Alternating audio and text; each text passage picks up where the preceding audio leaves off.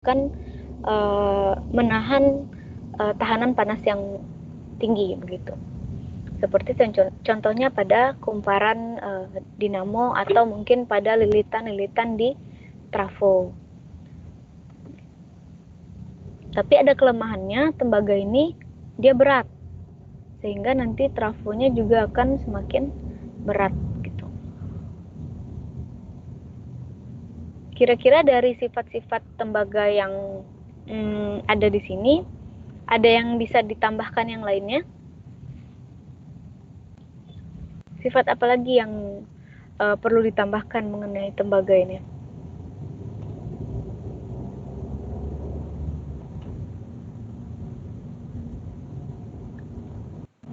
Halo? Putus.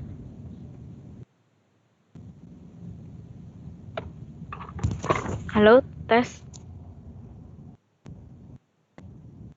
Ya, Bu. Oke. Iya, Bu, seperti sudah pas, Bu. Suara saya dari tadi kedengaran jelas kan, nggak putus-putus? Jelas, Bu, jelas. Jelas, Bu. Saya kadang putus-putus, Bu.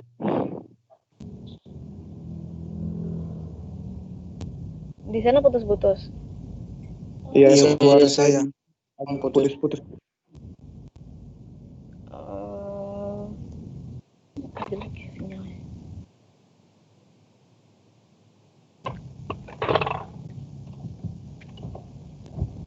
Oke, coba diikuti saja dulu ya kalau memang putus-putus.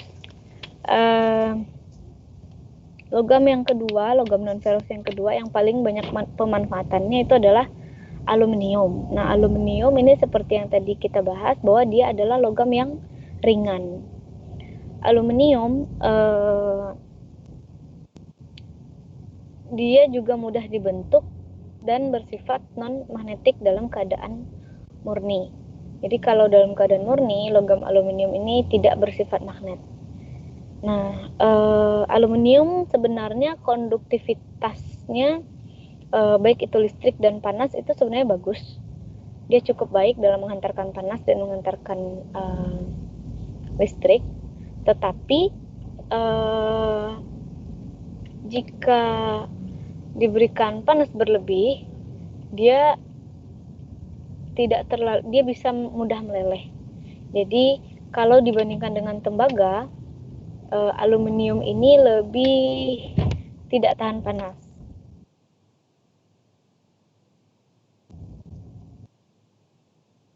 Tetapi walaupun begitu, aluminium ini masih tetap banyak dimanfaatkan untuk beberapa komponen listrik. Seperti aluminium sekarang sudah banyak dimanfaatkan untuk kabel pada kumparan trafo, karena memang aluminium sebenarnya cukup baik. Hanya saja pemanfaatannya mungkin untuk trafo-trafo yang dayanya tidak terlalu besar gitu.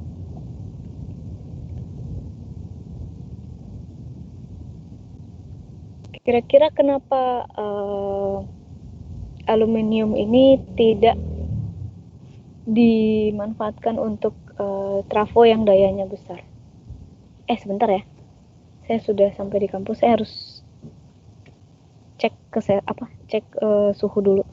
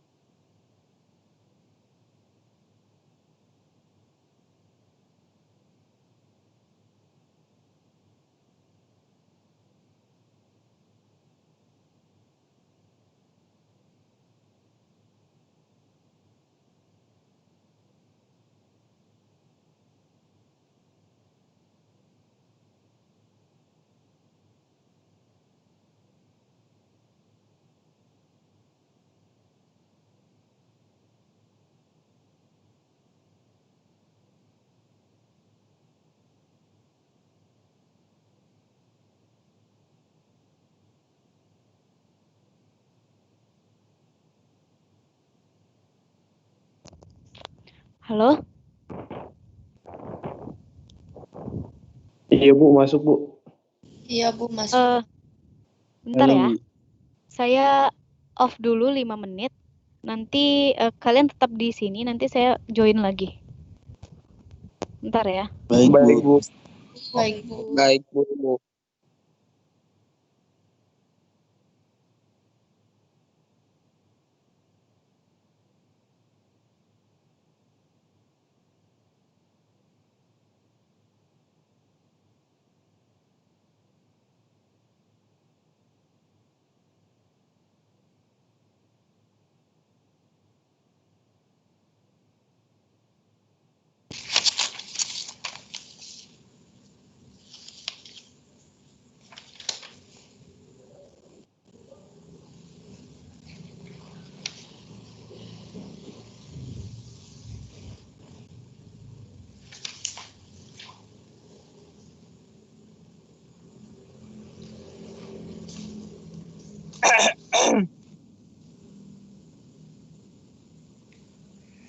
Gak usah berisik kalau Japar kita. Angga, I love you Angga. Enggak. Pada berisik, goblok.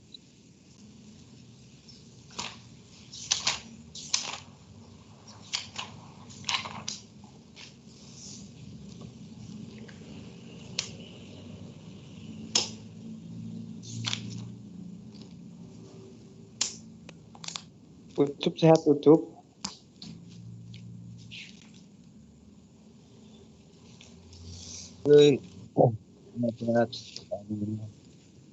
Ucup, jangan tidur Ucup.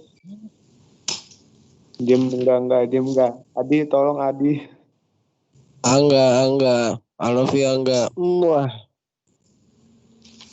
Angga, lo bisa diem enggak? Suara-suara baru bangun anjir.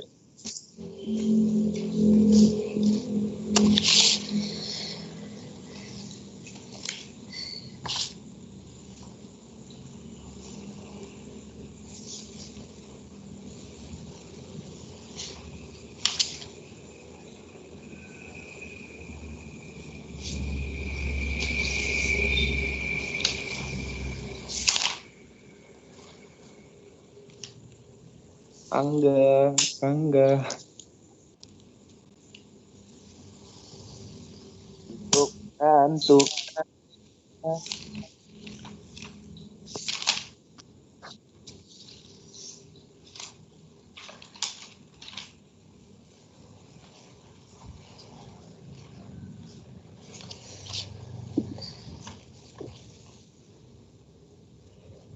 Ngantuk. Ngantuk.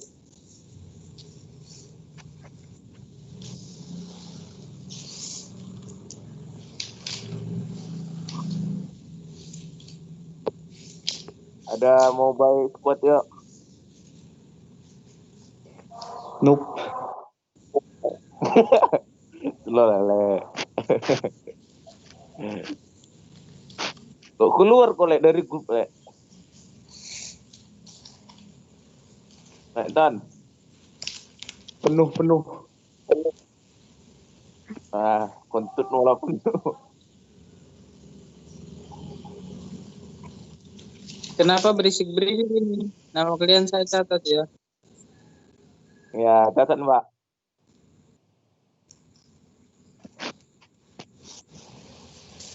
Silakan. Aku pengen dicatat sama dosen, Wak. Itu kenapa ada yang ujian di kamar mandi? Nama kamu saya catat ya. Ya, catat saja.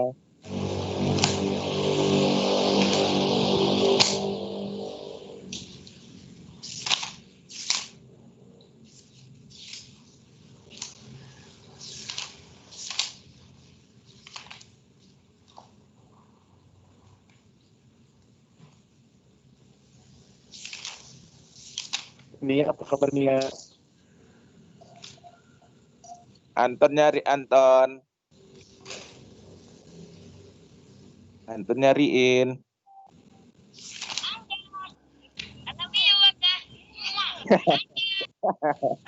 Goblok. Angga. Ya, jadi yang tadi ribut-ribut, Japarista, Antonius dan Wario, semua laki-laki juga ribut. Kamu pun ribut goblok. Garing lu, garing. Gak jelas. Angga.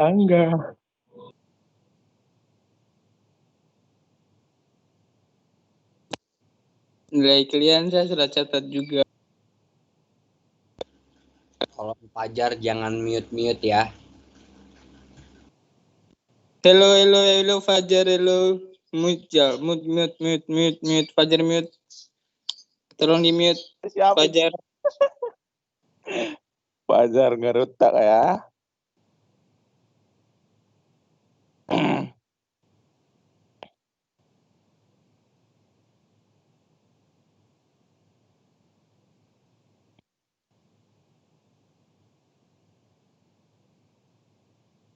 Hello everybody, welcome back to my. Bis.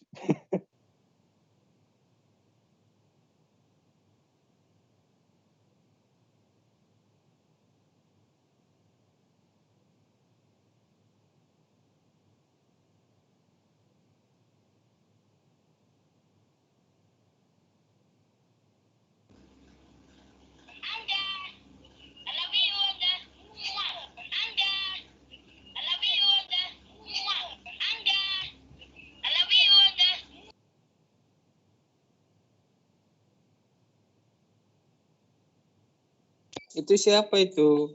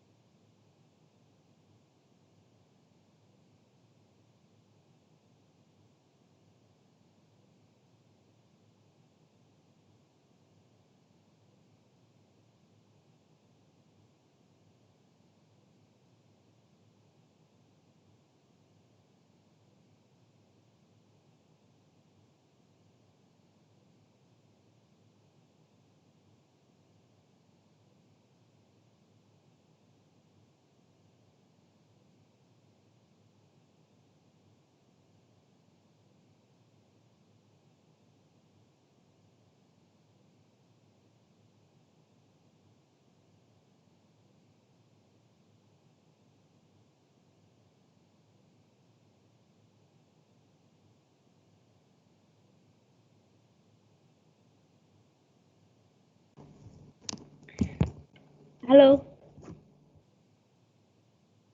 Assalamualaikum. Iya, Bu. Salam, Bu. Oke. Waalaikumsalam. Jadi kita lanjutkan tadi pembahasannya mengenai aluminium ya.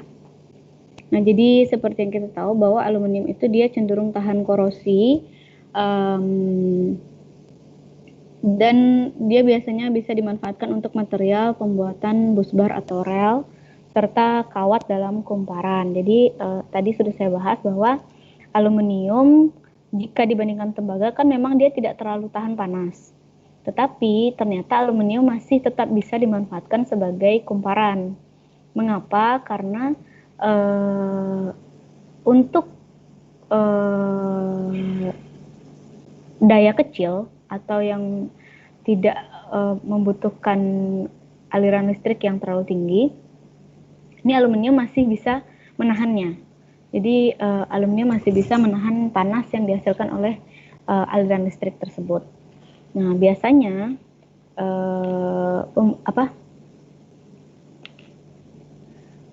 trafo-trafo yang kecil di daerah-daerah yang memang tidak terlalu banyak penduduknya, biasanya memang menggunakan trafo-trafo yang memakai aluminium ini, karena dia pertama dia jauh lebih murah dibandingkan tembaga, lalu dia lebih ringan. dan risiko kehilangannya juga lebih kecil gitu. Maksudnya tahu kan risiko kehilangan? Nggak terlalu banyak yang nyolong kalau aluminium. Kalau tembaga karena dia mahal, itu biasanya nanti dipretel itu hilang aja. Nah, kalau aluminium enggak. Nah, berikutnya ada magnesium. Magnesium ini biasanya lebih dimanfaatkan ke dalam bentuk paduannya karena dia bisa mudah berinteraksi dengan logam-logam yang lain sehingga dia bisa memperkuat ikatan antar logam. Dia adalah logam yang lunak, jadi kalau dalam keadaan murni dia lunak dan mudah bereaksi dengan oksigen. Artinya ketika magnesium ini berinteraksi dengan oksigen, dia akan teroksidasi sehingga membentuk lapisan yang hitam. Nah, kalau sudah terbentuk lapisan hitam ini, sifat dari magnesiumnya akan berkurang. Dia tidak menjadi mudah rusak kalau sudah berinteraksi dengan oksigen, terkorosi dia. Magnesium dalam keadaan murni itu harganya relatif mahal dan selain dia mudah bereaksi dengan oksigen, dia juga rentan mengalami korosi yang diakibatkan oleh air laut atau dalam kondisi garam yang tinggi gitu. Nah, ini penampakan logam magnesium kalau dalam keadaan murni warnanya lebih ke silver begitu. Berikutnya ada seng. Seng ini keberadaannya di alam itu sangat melimpah. Lalu dia relatif lebih tahan terhadap korosi yang diakibatkan oleh udara bebas. Jadi dia tidak terlalu mudah bereaksi dengan oksigen, seng ini. Makanya seng banyak dimanfaatkan sebagai pelapis pada logam-logam yang lain untuk menambah kekuatan korosinya. Entah itu terkadang dilapisi saja dengan seng atau mungkin terkadang dipadukan dengan logam tersebut. Nah, seng ini dapat dibentuk pada suhu di atas 150 derajat Celcius. Berikutnya ada titanium. Nah, titanium ini titik cairnya pada 1670 derajat Celcius. Jadi memang pengolahannya membutuhkan suhu tinggi. Dia baru akan meleleh pada suhu 1670 sehingga dia menjadikan logam yang sulit untuk diproses. Harganya cenderung mahal. Titanium dalam keadaan murni ini dia cenderung mahal. Kenapa? Karena memang dia memiliki sifat-sifat unggul. Titanium ini dia tahan terhadap korosi yang diakibatkan oleh air laut dan kondisi asam, di mana umumnya industri atau pabrik-pabrik itu pasti bekerja dalam situasi atau kondisi asam. Nah, makanya titanium ini harganya mahal karena memang dia sangat dibutuhkan untuk pemanfaatan di pabrik-pabrik.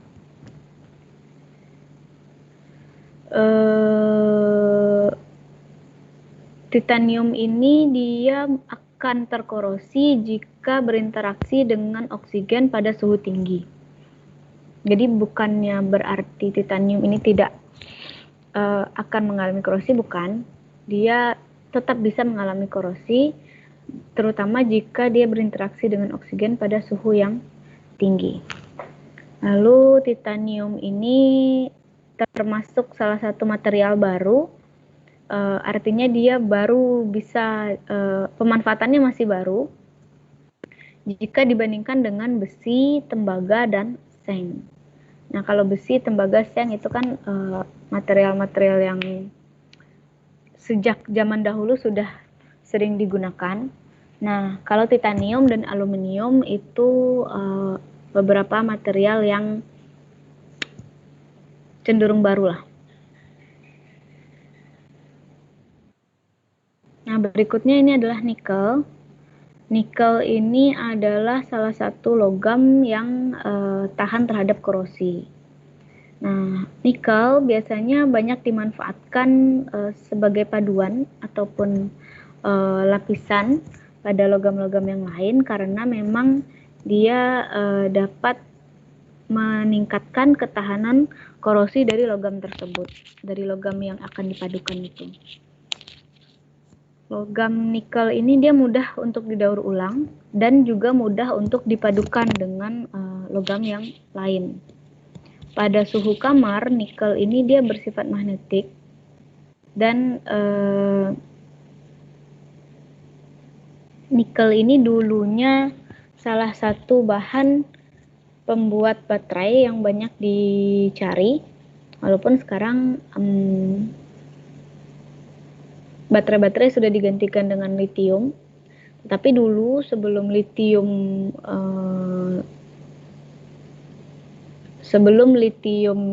banyak dimanfaatkan, paduan nikel dengan kadmium ini lebih disukai sebagai material baterai. Tetapi memang nikel dan kadmium ini beracun. Dia beracun sehingga memang jika dibandingkan dengan litium, kadmium dan nikel ini memang lebih beracun. Makanya dia tidak dimanfaatkan lagi sekarang untuk baterai, tidak digunakan lagi. Lebih ke paduan logam saja nikel sekarang. Nah, ini timbal atau ada juga yang menyebutnya sebagai timah hitam. Nah, timbal ini dia tahan terhadap korosi kecuali yang diakibatkan oleh asam. Jadi kalau dalam kondisi asam, timbal ini akan mengalami korosi. Di luar dari kondisi asam, dia awet, dia tahan. Nah, timbal ini banyak dimanfaatkan sebagai pelindung sinar X dan dia bersifat racun. Timbal ini dulu juga sering dimanfaatkan dalam pembuatan bahan bakar minyak. Jadi kalau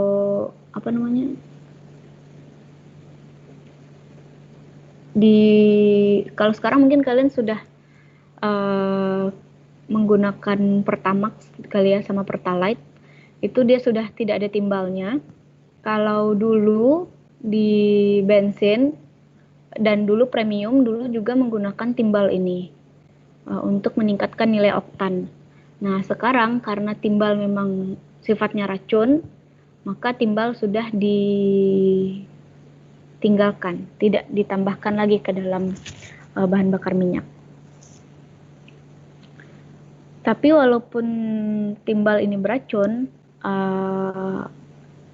sifat-sifat keunggulan dari timbal ini masih banyak. Makanya timbal sering dimanfaatkan sebagai pelindung dalam plat baja atau plat aki atau pelindung kabel ataupun pelindung pipa. Nah, dulu bahkan pipa-pipa minuman itu pipa distribusi air minum di PDAM itu menggunakan timbal karena memang dia bisa menahan korosi dari tanah ataupun dari airnya. Tetapi kembali karena timbal itu beracun, maka sekarang pipa itu tidak lagi menggunakan timbal. Jadi kira-kira begitu timbal. Jadi memang sekarang timbal ini tidak terlalu banyak dimanfaatkan karena memang sifatnya yang racun itu. Nah, berikutnya ini ada timah atau seng. Seng lagi. Timah maksudnya, timah putih. Jadi kenapa namanya timah putih? Karena memang warnanya lebih ke silver jika dibandingkan dengan timbal. Jadi timah dan timbal ini sifatnya sebenarnya hampir-hampir mirip. Makanya yang satu dikatakan timah putih, yang satu dikatakan timah hitam. Timah ini juga tahan terhadap korosi yang diakibatkan oleh uap air dan udara bebas. Timah ini dia banyak dimanfaatkan untuk pelapis biasanya, ataupun untuk paduan dari paduan logam, atau mungkin banyak juga yang dimanfaatkan sebagai bahan-bahan kerajinan. Kira-kira yang kalian tahu pemanfaatan timah itu untuk apa saja?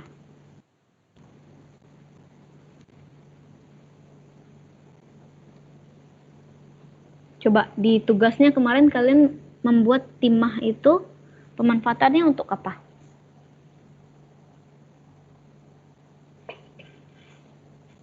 Plat-plat kaleng makanan, Bu. Untuk kaleng makanan. Dilapisin Bahan dasar industri pasta gigi, Bu. pasta gigi, Iya. timah. Bahan dasar dibuat itu, Bu. Oh, untuk apanya itu? Saya baru dengar nih. Tabung pasta gigi. Oh, tabung. Oh, tabung. Maaf, Bu, salah baca, Bu. Oh,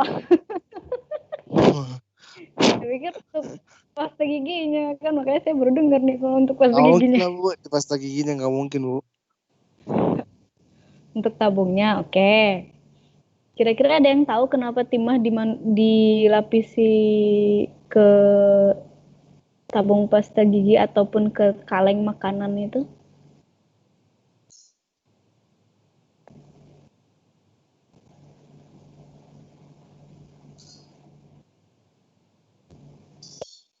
Ada yang tahu nggak kenapa?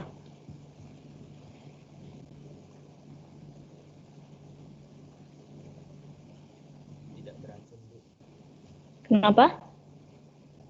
Tahan panas mungkin, Bu. Timah tahan panas? Ya, timah tahan panas.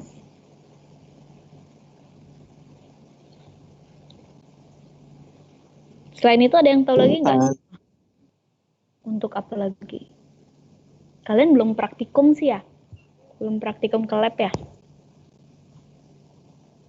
Tapi Belum, mungkin Bu. ada yang dari SMK.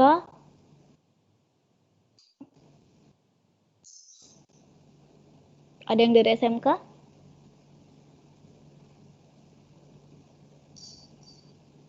Nggak ada?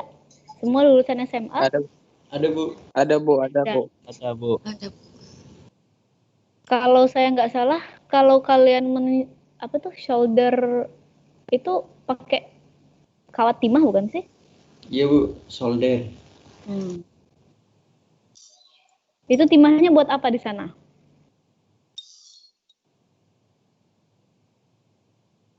Kalau di solder itu kan pakai kawat timah tuh. Timahnya buat apa?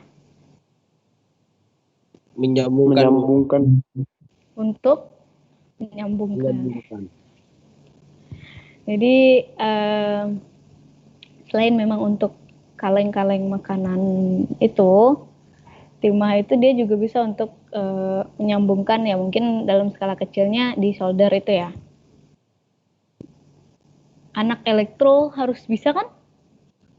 Solder harus bisa kan ya? Iya, Bu. Iya, Bu. Itu skill dasar untuk anak elektro. Jadi nanti kalau kalian sudah ke kampus, mungkin seingat saya kalian nggak akan dikasih mata kuliah praktikum cara solder itu, kayaknya enggak deh. Tapi memang teknik dasar solder itu kalian sudah harus kuasai, karena memang itu basic skill untuk elektro. Oke, jadi kembali lagi ke timah ini, karena dia tahan terhadap korosi, makanya sering diberikan sebagai lapisan untuk kaleng makanan. Tujuannya adalah agar si kaleng makanan tidak cepat rusak ketika dia masih dalam keadaan utuh, belum dibuka begitu. Lalu ini adalah perak. Perak ini salah satu logam mulia dengan konduktivitas yang baik. Tetapi ternyata perak ini punya kelemahan. Dia mudah bereaksi dengan oksigen atau udara bebas. Juga nanti akan membentuk lapisan hitam sama seperti magnesium dan aluminium. Di mana lapisan hitam ini akan merusak kinerja dari peraknya. Merusak peraknya. Jadi kalau untuk konduktivitasnya itu dia akan menurun. Kalau seandainya termakan, ini akan bersifat racun. Jadi zaman dulu, kalau kalian pernah baca-baca sejarah di zaman-zaman kerajaan dulu, alat makan itu dari perak. Simbolisasi orang kaya itu dia makannya dari perak dulu. Alat makannya, piring, gelas, sendoknya itu perak. Nah, tetapi karena perak itu mudah bereaksi dengan udara, sehingga dia menjadi lapisan hitam. Nah, kalau dia sudah dalam lapisan hitam itu peraknya harus dilap lagi, dibersihkan lagi, agar dia tidak bersifat racun. Selain untuk dekorasi, untuk perhiasan ataupun peralatan makan itu, perak ini dia banyak juga dimanfaatkan untuk kawat atau kabel-kabel, karena memang sifat konduktivitasnya sangat baik. Tapi pemanfaatan perak sebagai kabel itu terbatas, selain karena dia tidak terlalu tahan terhadap korosi dari udara luar, perak juga harganya mahal, makanya pemanfaatannya untuk komponen listrik itu terbatas.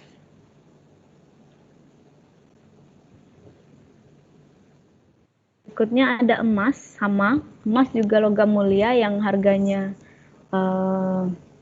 mahal, tetapi konduktivitasnya sangat baik. Bahkan bisa dikatakan ini salah satu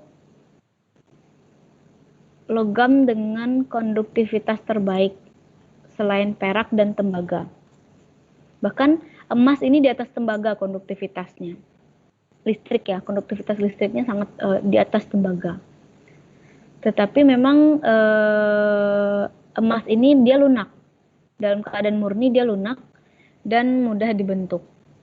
Nah, emas dia tahan terhadap korosi, dan biasanya kalau untuk komponen listrik itu digunakan dengan ukuran sangat kecil. Jadi mungkin kalau kalian lihat di gambar ini komponen dari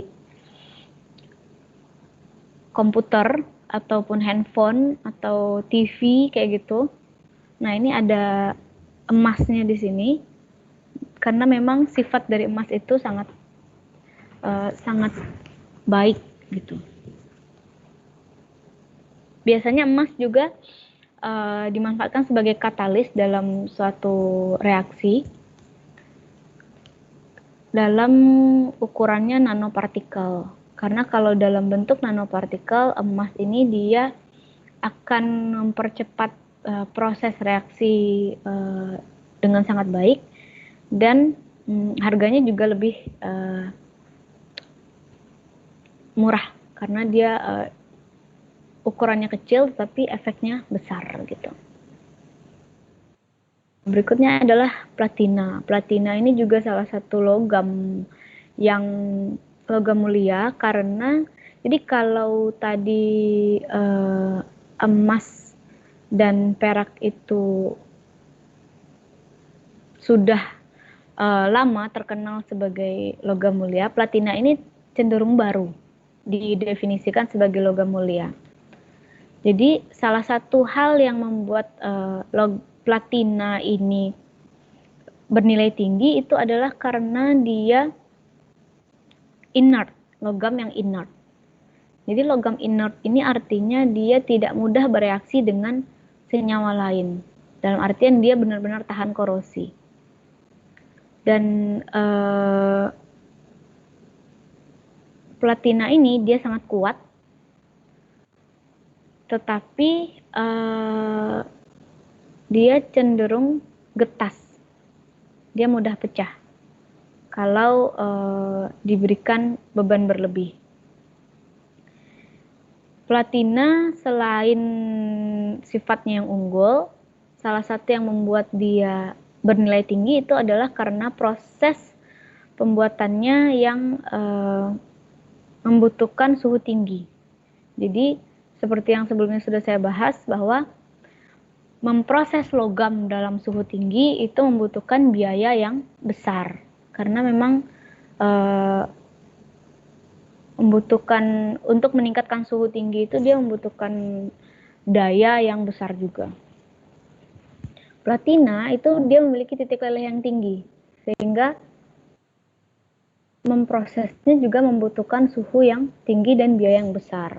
Tetapi ketika dia sudah meleleh, dia akan mudah dibentuk dalam berbagai bentuk dan memiliki sifat yang unggul. Platina itu tahan korosi, lalu dia inert, tidak mudah bereaksi dengan zat-zat yang lain, lalu dia kuat dan bisa dimanfaatkan sebagai katalis atau untuk mempercepat reaksi gitu.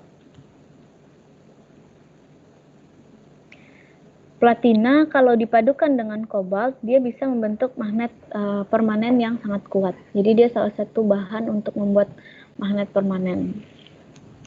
Itu untuk platina.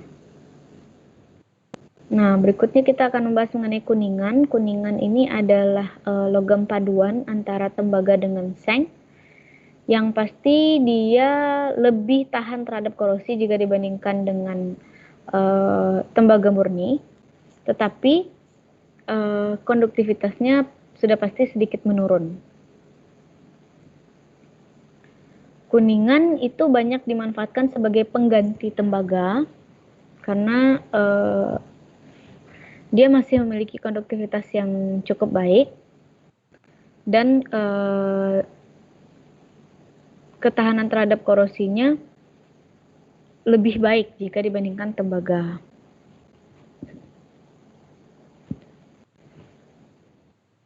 Berikutnya adalah perunggu. Nah, perunggu ini paduan antara tembaga dengan timah. Perunggu ini dia tahan terhadap korosi akibat air laut. Jadi, kalau dalam kondisi yang garamnya tinggi, perunggu ini masih tahan, dia tidak mudah terkorosi. Kira-kira pemanfaatan perunggu itu untuk apa saja? Apa saja yang bisa kita manfaatkan dari perunggu ini? Gamelan. kali, Bu. Apa salah satu? Kendi. Gamelan.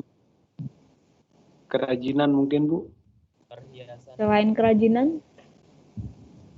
Alat musik, Bu. Alat? Alat musik, Bu. Ya, selain itu kalau untuk di bidang kalian apa pemanfaatan perunggu?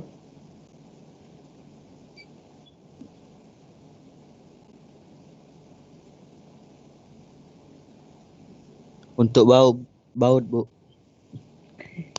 Lihat di gambar ini ya. Jadi memang baut-baut untuk perkapalan dia biasanya menggunakan bahan perunggu ini karena memang dia memang tahan terhadap air laut ya. Jadi kalau untuk komponen-komponen di perkapalan ataupun di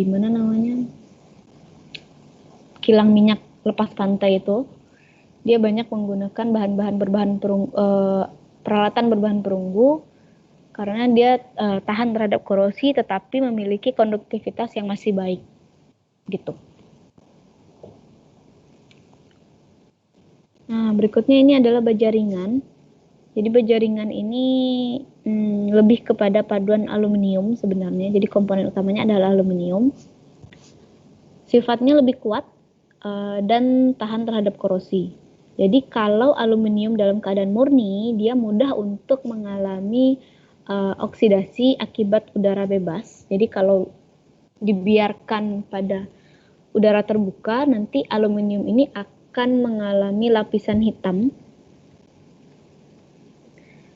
Tetapi kalau dia sudah dalam paduan, dalam baja murni, dalam baja ringan, paduan baja ringan dengan aluminium, seng, dan silikon, itu dia akan lebih tahan. Jadi kalau dibiarkan di udara terbuka juga dia tidak akan membentuk lapisan hitam, begitu. Lapisan hitam itu nantinya akan memperbesar kemungkinan terjadinya korosi. Dan kenapa disebut sebagai baja ringan? Karena memang dia kuat dan ringan. Jadi karena kekuatannya ini dia banyak dimanfaatkan untuk kerangka di bidang konstruksi gitu. Sering ya mendengar istilah baja ringan? Sering, Bu. Oke.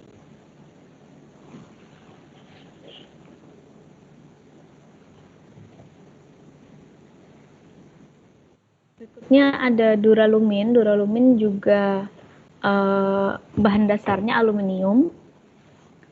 Ini adalah salah satu paduan yang sangat kuat, tetapi ringan. Jadi dia sifatnya mirip dengan baja ringan, tetapi kelemahannya adalah dia cenderung mudah terkorosi karena dia memang ada paduan tembaga dan magnesiumnya. Jadi itu untuk duralumin. Nah, kalau untuk material non ferrous kita sudah membahas sampai akhir. Jadi itu beberapa material non ferrous yang sudah kita bahas. Dan non ferrous ini banyak sekali pemanfaatan yang lainnya dan banyak juga jenis-jenisnya. Ini belum semua yang saya bahas. Masih banyak yang lain, seperti ada beberapa yang saya tugaskan juga ke kalian seperti wolfram. Itu juga non ferrous dan banyak juga pemanfaatannya. Ada juga kadmium.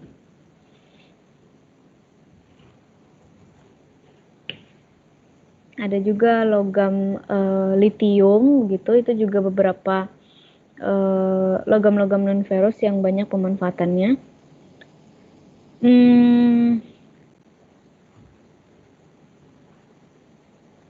Berikutnya saya akan adakan kuis. Jadi saya ingin kalian jawab dan kumpulkan di jam 9.30. Sekarang baru 9.06. Jadi nanti kalian jawab dan dikumpulkan di 9.30. 20 menit saja.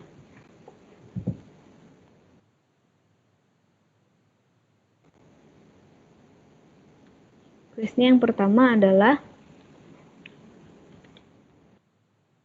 silakan. Bisa diulang, Bu, putus suara Ibu tadi. Atau saya ketikkan saja ya.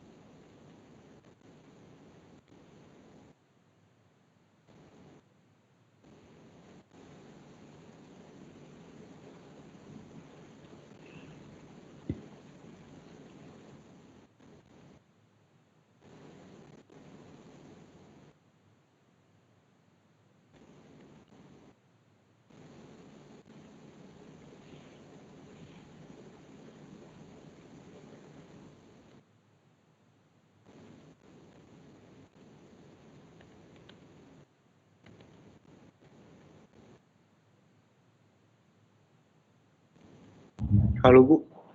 Yap. Suara ibu nggak ada, Bu. Iya Bu, suara ibu nggak muncul Bu. Saya memang nggak ngomong. Bentar ya, saya lagi ngetikin tugasnya. Lagi ngetikin kuisnya.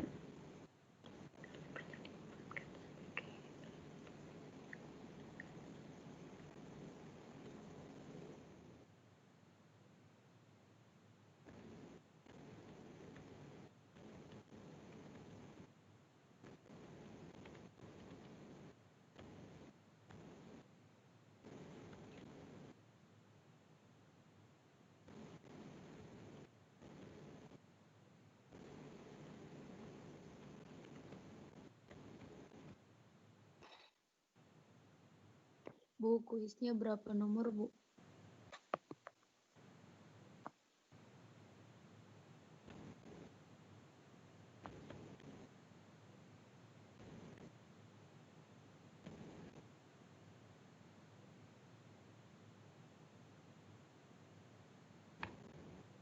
Oke, ada 3 soal, kalian lihat di chat. Silahkan dijelaskan 3 pertanyaan ini. Kalian mulai sekarang, waktunya 20 menit, dikumpulkan di Teams. Nanti saya bikinkan foldernya kuis hari ini. 9.30 ya, saya tunggu sampai 9.30. Bu izin, soalnya nggak bisa ditulis Bu. Di chat, coba kalian lihat di chat ya. Soalnya ditulis ulang atau enggak? Nggak usah. Kalau mau silahkan. Kumpulkan di kuis 2 ya. Berapa sekarang? November 30.